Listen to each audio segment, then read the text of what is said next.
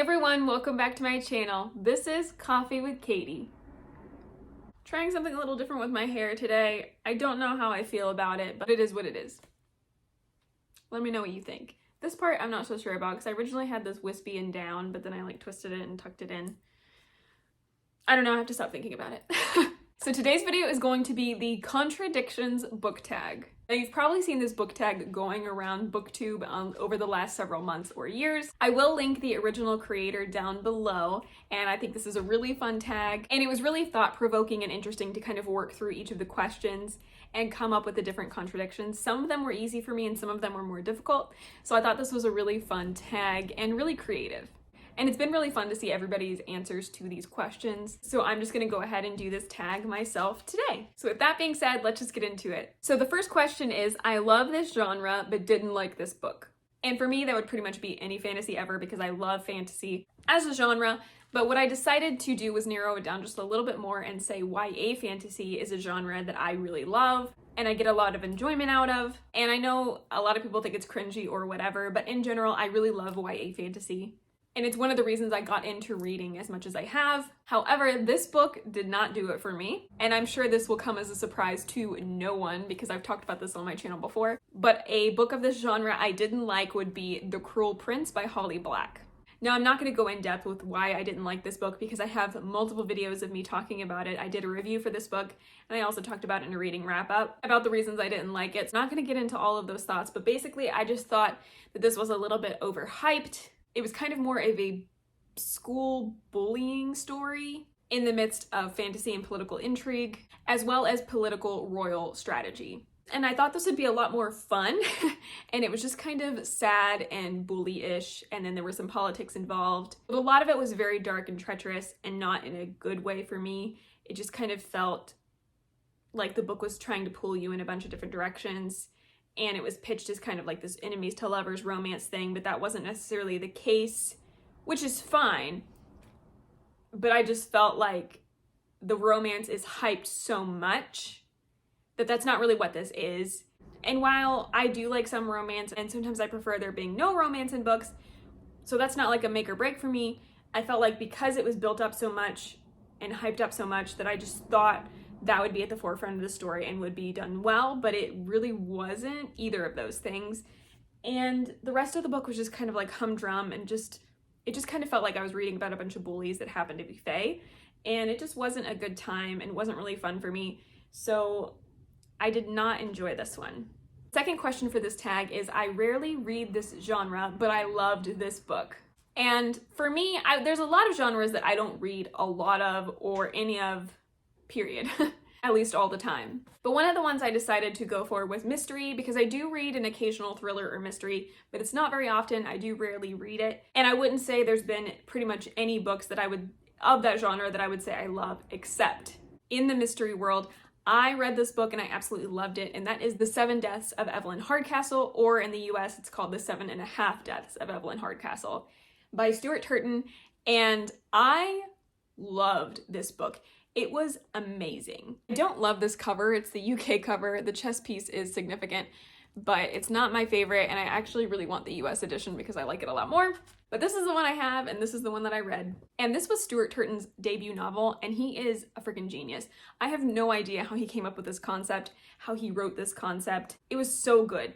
The premise of this book is that you're following a protagonist who doesn't know who he is. He wakes up in somebody's body and he has no idea who he is. And he's trying to solve this suicide case of Evelyn Hardcastle and if it was actually a murder and who murdered her. But he has, I believe, 7 days to do this, and each day he wakes up, and it all takes place at this mansion at a party, and I believe he has 7 days to solve this mystery, and every day he wakes up in another person's body, so it's another guest at the party's body.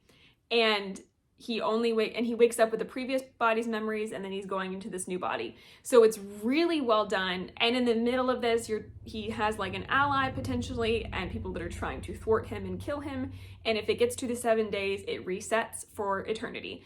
And so the premise of this book was crazy, sounded bizarre, not necessarily something that I would love, but I just thought, I'm gonna pick this up and I'm gonna give it a go, and I loved it. And because I loved it so much, I immediately bought his last novel that came out. It was either a year ago or 2 years ago, The Devil in the Dark Water. I pre-ordered it and bought it because I loved this one so much, even though I haven't read that one yet. So this one really took me by surprise, and if you love mystery with a little bit of a sci-fi-y kind of twist, I don't know if it's sci-fi, but just kind of like the repeating of the days and the transferring into other bodies. If that premise sounds interesting to you at all, I would highly recommend you pick up this book. I was blown away by it. I gave it 5 stars. I loved this book. It's not a genre I'm usually that gung-ho about, so it was so good. The third question for this tag is, I love this trope, but I don't like this book.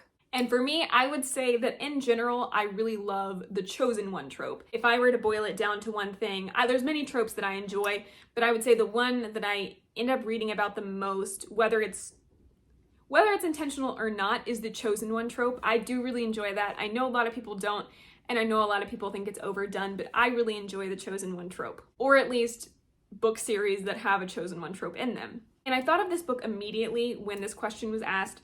However, I feel like this one does fit that trope, but it fits multiple tropes for the main character. But I decided I would use it for this trope anyway, and that would be Throne of Glass by Sarah J. Maas. So in general, I do like a good chosen one trope. I like the conflict that the chosen one has to go through. I prefer a chosen one that makes smart decisions, and sometimes that's really hard to find, especially in YA fantasy.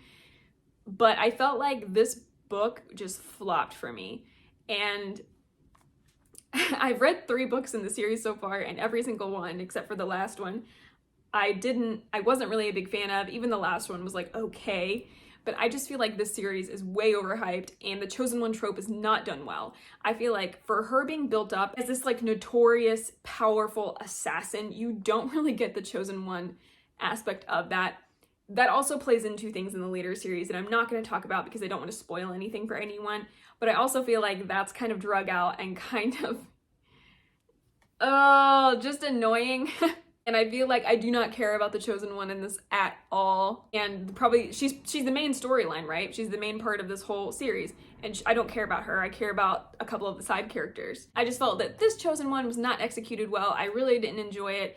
I felt like for her being so hyped as being this assassin, she really wasn't living up to that hype. And sure, she's been imprisoned, emaciated, all that stuff, but it just felt like she had so much confidence and cockiness and arrogance, and then couldn't really back that up all the time, which is not a great combination. So even though I liked the assassin aspects of the story and some of the other aspects, I just felt like this really flopped as a chosen one trope for me and was not my favorite execution of this trope. The fourth question is, I hate this trope, but I love this book. And for me, I would say there's probably a lot of different tropes that I don't care for, but there's one trope that I really hate, and that's the resurrection trope. If you're gonna die, I want you to stay dead. I don't know what it is about this trope, but the resurrection trope really gets under my skin. I feel like then there's no risk or no danger if everybody can come back to life. This is an issue I have with multiverse situations a lot of the time, or how like Disney's taken over Marvel and it feels like nobody's dead. And there's many other things like Star Wars recently and whatnot, where there's this resurrection trope that is used for shock value or what have you. And I feel like it takes away from the character or other storylines most of the time. So 90% of the time, or even 99% of the time, I really hate the utilization of the resurrection trope.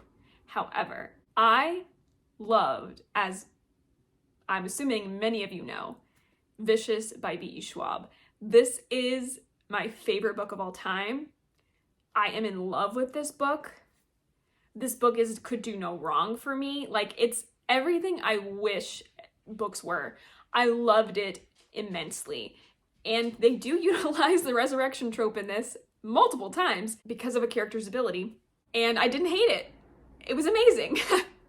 So this is one of the few examples where the resurrection trope worked for me and was interesting, and it wasn't just like a cop-out. So I really enjoyed the resurrection aspects of this book. And I'm sure you've heard it explained like this like a million times, but it's kind of like X-Men. So there's these people with extraordinary abilities that can do a lot of crazy things or very simple things, kind of like the X-Men, where you see they can have very small powers, simple powers, but they utilize them well, or really big ones. And so you're following a lot of people like that, but there's also, it starts with 2 college roommates who figure out a formula to potentially give people extraordinary abilities, but in order to do so, you have to die and then be brought back. And so it utilizes that trope a lot, but I absolutely loved it. So I'm going to use that one for that answer. I do have another honorable mention though, because this is the one that came to mind immediately when I was thinking about a trope that I dislike that I loved in this situation. And so the resurrection trope utilization that came to mind immediately, even though I haven't read this particular book, is Gandalf. So sorry if that spoils it for somebody. I've watched all the Lord of the Rings, I've read The Hobbit, and I've read The Fellowship of the Ring, but I haven't read The Two Towers yet, which is where this would take place. But Gandalf dies in The Fellowship of the Ring, and then he's resurrected in The Two Towers. And that resurrection trope is my favorite of all time. I was so thrilled that Gandalf was resurrected and what it did and how it played into the story. That is my favorite use of the resurrection trope ever. And so I feel like I can't make this video and talk about hating the resurrection trope and then my exceptions to that without mentioning it, regardless if I've read The Two Towers or not. So I have to give a shout out to Gandalf because he's my favorite use of the resurrection trope. Question 5 is an author you love, but a book by them you didn't love. And this question was actually really difficult for me. It was much more difficult than I thought it was gonna be. Maybe because there's a lot of unread books on my shelves, but I feel like in general, when there's an author that I really love or they're one of my favorite authors, I haven't necessarily found anything from them that I didn't like. So for instance, V.E. Schwab. Everything I've read from her so far, I've liked. Stephanie Garber. Everything I've read from Stephanie Garber, I've loved. Marissa Meyer. Everything I've read from her, I love. And so I was kind of struggling to think of an author that I really love or really like and then find a book that I didn't particularly like. And I kind of came to the conclusion that there's no book I hate by authors I love, but I did come up with an answer and hopefully this fits enough. So the author that I eventually came up with was Leigh Bardugo. I do really enjoy Leigh Bardugo's works. Everything I've read so far, I've really enjoyed. There was one, however, that I didn't like as much as any of the others, and that would be Rule of Wolves. And I'm not saying I hated this book because I did like this book, but I would say out of all of Leigh Bardugo's works that I have read, this is my least favorite. And this is book 2 in the King of Scars duology following Nikolai. And Nikolai was one of my favorite characters in the Grishaverse. So it was kind of sad that this is my least favorite book when the King of Scars and Rule of Wolves are his duology. I did really like King of Scars though. I didn't hate this book. I was okay with it. But it's just not what I thought it was going to be, and it kind of went in a really weird direction, and I feel like it really messed up one of my favorite characters, and so for that reason, this one was not my favorite. And there's not a lot I can say about this duology unless you've read the Grisha trilogy and read Six of Crows, because it would have spoilers, I believe, for both of those, so without spoiling it, so there's not a lot I can say, but basically you're following Nikolai after the events of the Grishaverse, when the kingdom is kind of struggling after the war and he's trying to rebuild it, and a lot of complications come into play. And I didn't love what it did with my favorite characters. It ruined one of them, and a lot of it was just kind of odd, but I did enjoy it, so it's not like I hated it again. But if I was to pick one for this question, this would have to be my answer. Just wasn't the biggest fan. Question number 6 is, I previously disliked a book from this author, but I like another book by this author. And for this one, I had to go with Miss Cassandra Clare. And for this question, I kind of went back and forth on a couple of people, like Sarah J. Maas, because I did like the ACOTAR series, but didn't like Throne of Glass. But I read the ACOTAR series before I read Throne of Glass, so I was like, well, that doesn't really work. And I kind of went back and forth about this for a little bit until I settled on this one, and I was like, yep, that makes sense. And that would be Miss Cassandra Clare. I was not a big fan of the Mortal Instrument series. I really liked City of Bones, I will say that. When I read City of Bones, I was like, wow, this sounds really great and fun. And then it just kind of went downhill from there. I think book 5 I kind of enjoyed. Book 6 was like okay sometimes.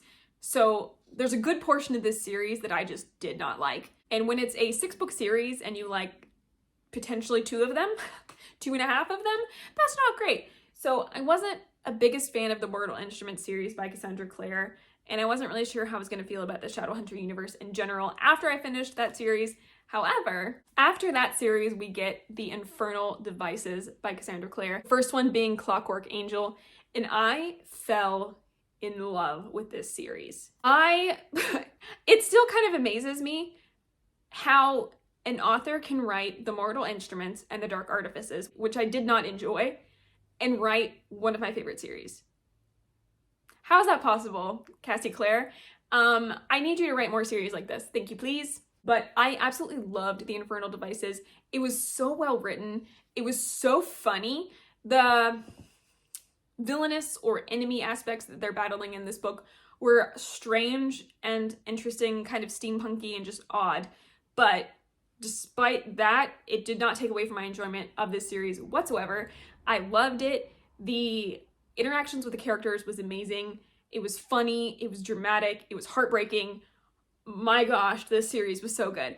I loved it. And I heard a lot of people hype it up, but after I read The Mortal Instruments, I was like, I don't know, you guys nuts, but they're right. This is the best one. Oh my gosh.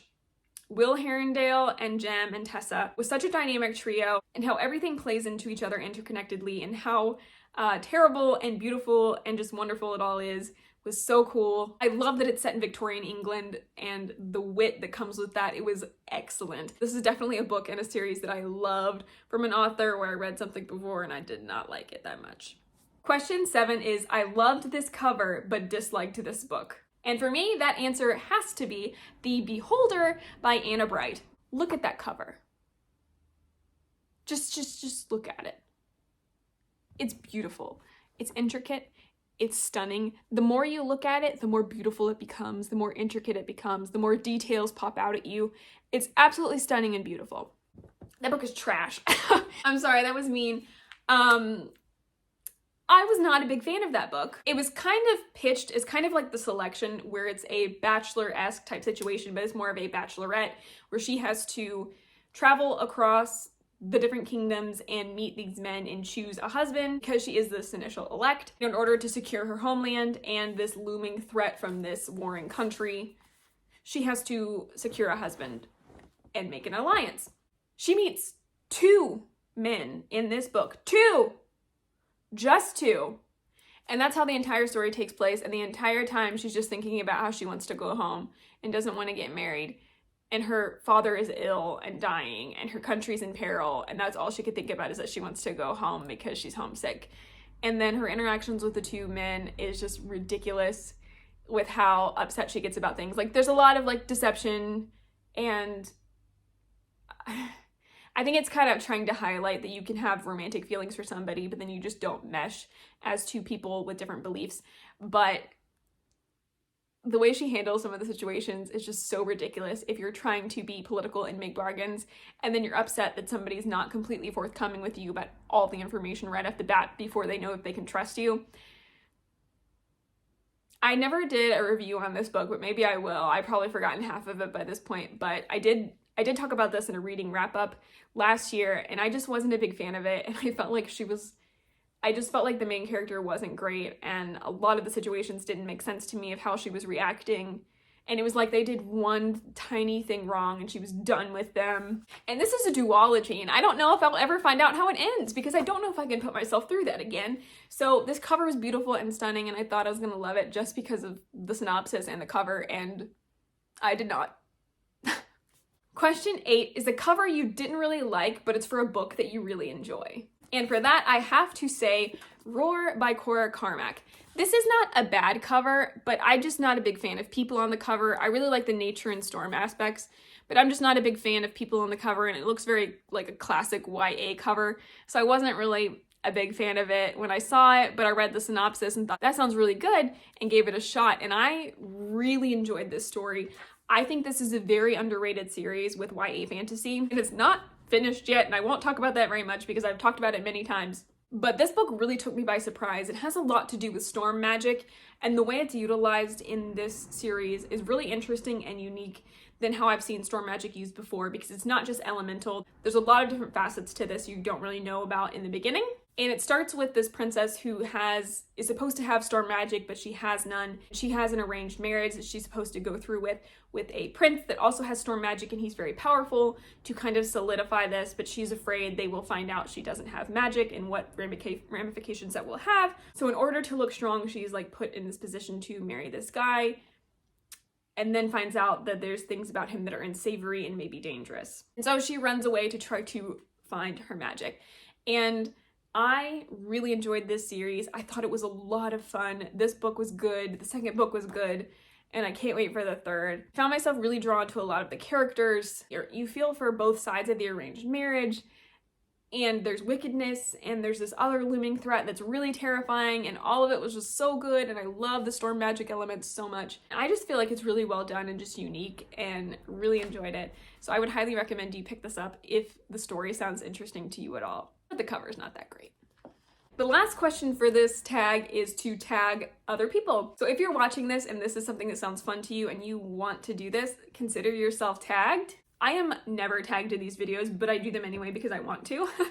So if you want to do it, consider yourself tagged. I just have a lot of fun with these, and hopefully you do too. All right, everyone, well, that is it for today's video. Hopefully you enjoyed hearing my book contradictions, and I would love to hear your book contradictions. If you want to comment your answers to these questions down below, I would love to read them and discuss with you. That sounds like a lot of fun, so please feel free to do that. If you would like to see more videos, please like this video if you liked it, subscribe if you want to, and I will see you next time. Stay safe and caffeinated. Bye.